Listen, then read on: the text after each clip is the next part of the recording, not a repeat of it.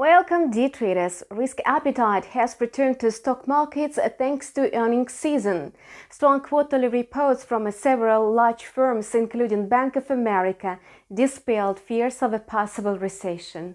All three US benchmark indexes ended Monday with a sharp increase. Asian stock markets have followed suit today. The main driver for increased risk appetite was the UK's decision to scrap almost all planned tax cuts. The controversial tax measures will be reversed. Apart from that, yesterday, several leading central banks made statements about the future prospects for key rates and possible currency interventions. Compared to numerous hawkish remarks from Fed, Reserve Bank of Australia, and the New Zealand policymakers, Asian central bank officials made rather vague statements. For example, the Bank of Japan refused to comment on whether it's conducting a hidden intervention. At the same time, the Minister of Finance warned that Japan would not necessarily disclose when it intervenes in the foreign exchange market. Yesterday, China's central bank allegedly made an intervention to support the yuan. China also postponed the release of some economic reports. It did not reveal its CPI data last Friday, and the third quarter GDP report will not be unveiled on Tuesday as well. The ruling Communist Party is currently holding its 5-year National Congress, and the delayed publication of crucial economic data may signal weak figures, which the government does not want to reveal for now. The US dollar retreated following an increase in the risk appetite. Now the US dollar and the US Treasuries are trading slightly up. The greenback was moving in the range of 111.77 and 112.33. The US dollar index sank versus its rivals, which advanced amid the hawkish statements of the local central banks. The US dollar was trading at 112.16 in the morning. It declined against the pound sterling due to the UK tax policy reversal. It also weakened against the Australian and the New Zealand dollars because of the hawkish remarks from the central banks of these countries. They announced new sharp rate hikes. Nevertheless, the US dollar maintains its bullish momentum amid expectations of more aggressive rate increases by the Fed. Fed policymakers have repeatedly stated their commitment to reducing inflation to the 2% target level, so given the resilience of the US economy and an ultra-hawkish stance, the US currency may soon resume an upward movement. Japanese Finance Minister Shunichi Suzuki said that the authorities cannot tolerate excessive currency moves driven by speculators.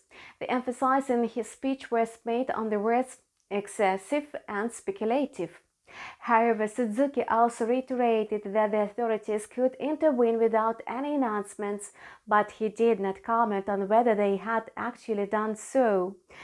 Prime Minister Fumio Kishida joined in warning that rapid speculation-driven currency moves were problematic. He pointed out that the government is ready to act decisively against excessive fluctuations if necessary.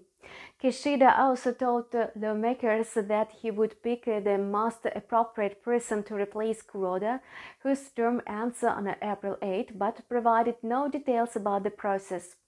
Apart from verbal or actual interventions, other factors are also pushing the dollar-yen pair down. The greenback rolled back significantly. The US government bond yields are rising rather slowly. The Bank of Japan intervention in the foreign exchange market looks more likely, as it may help the yen to bounce off the highest level since 1990. The rally of the Japanese currency will depend on the size of the duration of the intervention.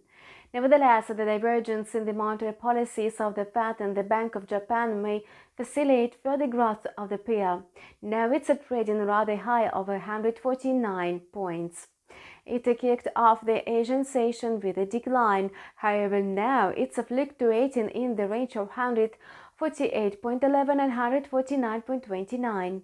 The regulator is going to make its monetary policy decisions taking into account incoming data and the global economic prospects, Reserve Bank of Australia Deputy Governor Michelle Bullock said.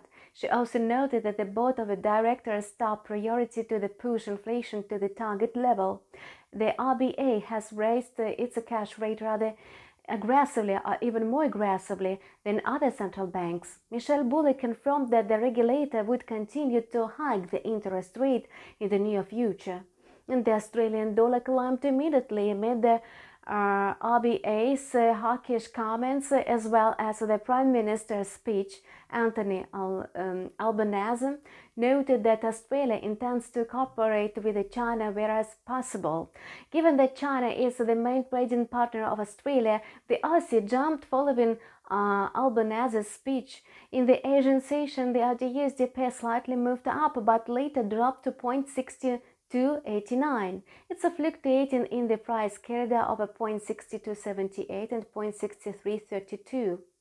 The New Zealand dollar rose the most amid the weakening of the greenback. It also advanced after higher than expected third quarter inflation figures. In the Asian session, it was growing in the range of 0.5621 and 0.5705. It has already approached 0.5674. At its last meeting, the Central Bank of New Zealand signaled a further tightening of monetary policy to cap soaring inflation. And the kiwi is still trading 20% lower since the start of April due to the Fed's ultra-hawkish stance and a strong US dollar. And that's all for now. Stay tuned and keep your finger on the pulse with us. See you soon.